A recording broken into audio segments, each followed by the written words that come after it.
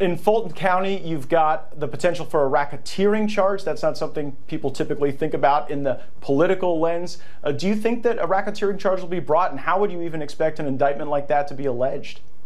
I don't know, because when I think of racketeering, and it's funny, somebody mentioned this to me the other day. They said racketeering is what they do for mobs. You know, that racketeering is an old school, old world thing. You don't associate that with the president. You don't associate that with something where he had a phone call with lawyers where he didn't do anything wrong. But what you have, again, is election interference. They're going to tie him up in litigation. They're going to tie him up in depositions and trials, all the way up to the 2024 election. That is interference. And do you think the goal? First of all, what is a sitting congressman doing cosplaying as a news anchor?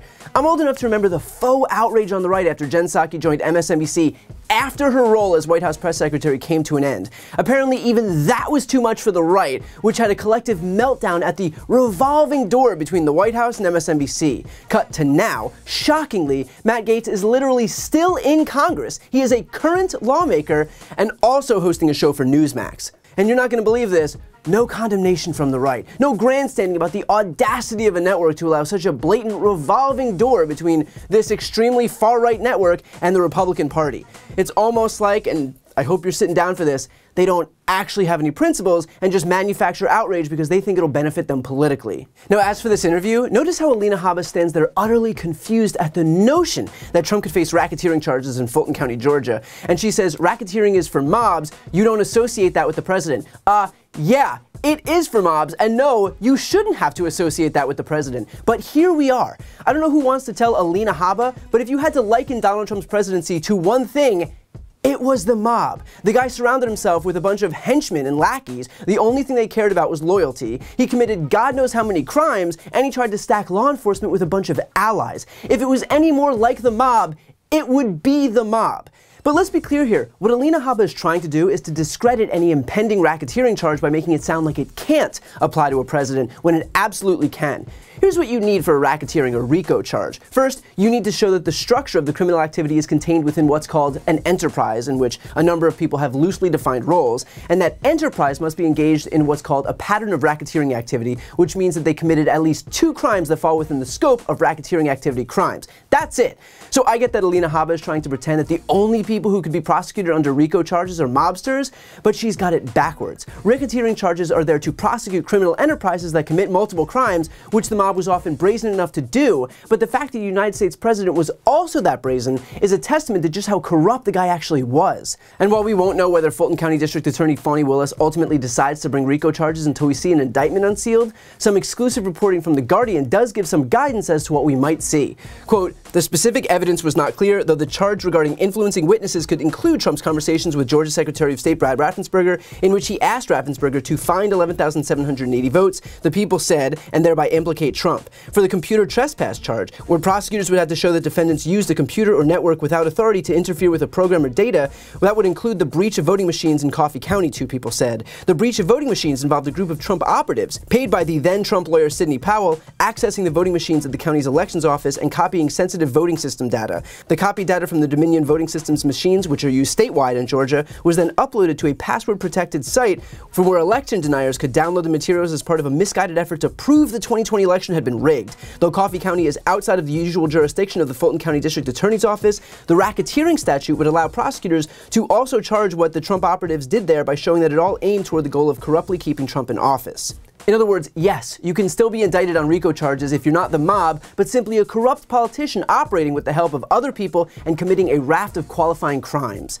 And of course, Habba, as a lawyer, should know that. But given the fact that Trump has a reputation for not paying his attorneys, I guess you could say that in Alina Habba, he got what he paid for. Consider too, the way you know Habba isn't exactly a top-tier attorney is that even she's repeating the same tired excuse that the phone call was perfect and that Donald Trump did nothing wrong. I'm not sure who still needs to hear this, but pressuring the Secretary of State to find exactly one more vote than you lost by for the express purpose of anointing the loser of the election the winner is indeed wrong and is not legal. That is quite literally an attempt to overturn a free and fair election. Just because Brad Raffensperger didn't bend to Trump's will doesn't absolve Donald Trump for trying to commit that that crime. And of course she eventually cries election interference. I'll give the Trump team some credit on this one. No one can project quite as well as they can. Imagine being prosecuted for literally interfering in an election and then having the shamelessness to go on national television and claim that actually it is the prosecutors who are interfering by daring to hold Donald Trump accountable for committing crimes. As they say, every accusation is a confession. Also, just think for a moment about what she's actually saying, that by virtue of prosecuting Donald Trump for his crimes, they are interfering in the election, and so they shouldn't be allowed to move forward with this case. In other words, anytime you prosecute a candidate, it could always be chalked up to election interference because, after all, the prosecution in and of itself may have an impact on voters' decisions. So no candidate could be held accountable. Meaning if you set a building on fire, if you rob a bank, if you commit homicide, all you gotta do is declare your candidacy and then you get a free pass. And if any meddling prosecutors dare try to prosecute you, then all you have to do is wail election interference and you'll have Republican operatives like Helena Habba swoop in to defend you because, after all, once you're a candidate, you are no longer subject to laws. Convenient, huh? She then goes on to complain that Trump will be tied up in depositions and trials from now until the election, and I mean, yeah.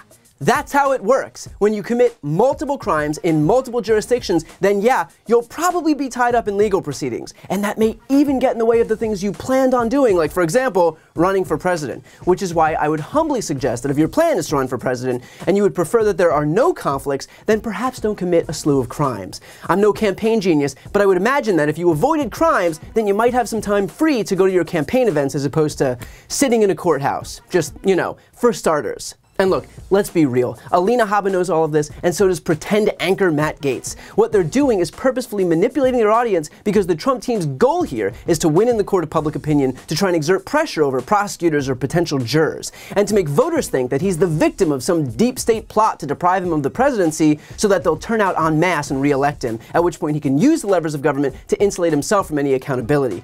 This is all another ploy by Trump and his allies to deceive the very people who've placed their trust in him, which I suppose shouldn't be surprising given that the reason they're in this mess in the first place is because of the big lie that was also perpetuated by these people.